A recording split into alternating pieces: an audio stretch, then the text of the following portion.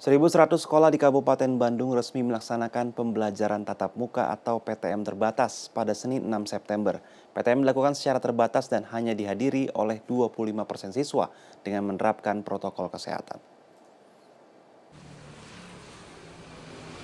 Senin pagi puluhan siswa kelas 1 di Sekolah Dasar Negeri Cingcin 01, Kecamatan Soreang, Kabupaten Bandung, antusias mengikuti pembelajaran tatap muka perdana setelah lebih dari 1 tahun melaksanakan pembelajaran melalui daring.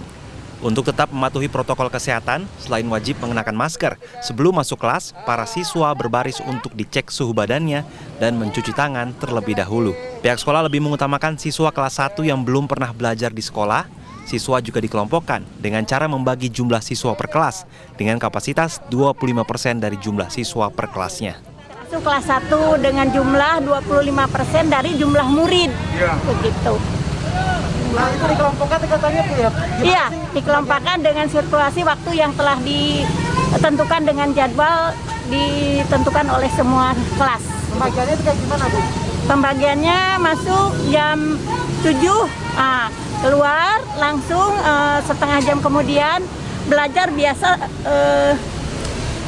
berlangsung. Nah, setelah pulang, anak langsung diantar sampai gerbang, nanti disambut oleh orang tua, ya. Disambut oleh orang tua, baru anak yang sirkulasi kedua baru masuk lagi. Antusiasme menyambut PTM juga terlihat di SMP Negeri 1 Margahayu, Kabupaten Bandung. Sejak Senin pagi, puluhan siswa sudah datang ke sekolah. Sebelum masuk, setiap siswa wajib mencuci tangan terlebih dahulu. Pemeriksaan suhu juga dilakukan di depan kelas sebelum pelajaran dimulai. Untuk siswa SMP, PTM dilakukan selama 2 jam penuh tanpa jeda dan hanya dilakukan sekali dalam seminggu bagi setiap siswa. Ya, dalam pelaksanaan pembelajaran tatap muka di Kabupaten Bandung ini, setiap kelasnya hanya diisi maksimal 25% atau sekitar 13-12 orang per kelasnya.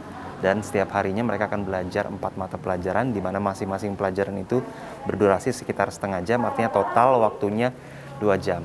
Tidak ada jam istirahat, jadi artinya setelah belajar mereka akan langsung pulang. Dan dalam 1 minggu hanya 1 kali kesempatan siswa untuk belajar tatap muka, sementara sisanya tetap dilakukan secara PJJ. Untuk mengantisipasi adanya kejadian tidak terduga, pihak sekolah telah menyiapkan tim khusus untuk melakukan pengawasan prokes di sekolah. Jika terjadi anak yang sakit, sudah disiapkan ruang isolasinya, kemudian obat-obatan misalnya, kemudian kita sudah menyiapkan komunikasi dengan pihak puskesmas, jadi langsung menelpon pihak nakes di puskesmas.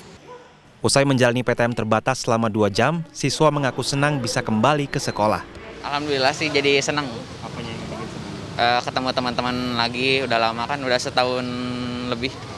Kalau belajarnya gimana? Belajar worth it untuk 2 jam sih, penjelasan-penjelasan yang kurang paham dari PJJ bisa dibahas sekarang. Senang, yang pasti senang sih. Sama kan ada yang bisa ditanyain juga kalau pelajaran-pelajaran yang nggak bisa langsung ke gurunya. Jadi senang aja. Berdasarkan data dari Dinas Pendidikan Kabupaten Bandung, 1.100 sekolah telah memulai PTM terbatas pada Senin 9 September. Yang terdiri dari 82 SMP, 373 SD, dan 561 TK dan PAUD. Jumlah ini hanya 25% dari total sekolah yang ada di Kabupaten Bandung yang berjumlah 3.000 sekolah. Saat ini sekolah lainnya masih dalam proses persiapan dan akan dibuka secara bertahap. Setiap sekolah juga diwajibkan memiliki Satgas Covid di masing-masing sekolah.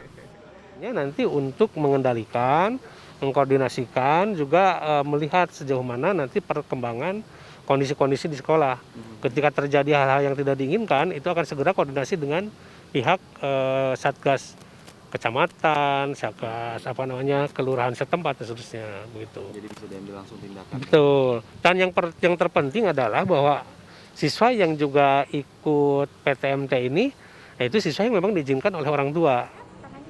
Sementara itu pemerintah Kabupaten Bandung mengungkapkan belum menerapkan wajib vaksin sebagai syarat pembukaan sekolah.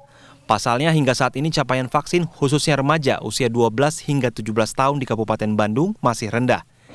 Dari total 750.000 siswa usia remaja, baru 2.000 orang yang mendapatkan vaksin COVID-19.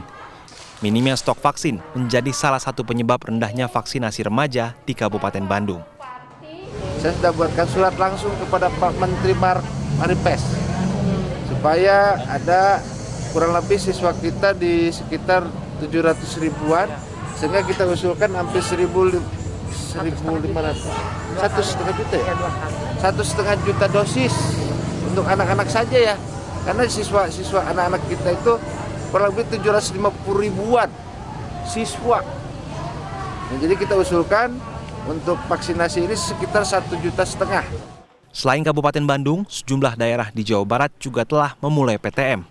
Di antaranya Kota Cimahi, Kota Bekasi, Kabupaten Tasikmalaya, dan Kabupaten Garut. Franky Wijaya, Helmi Suryanegara, Kabupaten Bandung, Jawa Barat.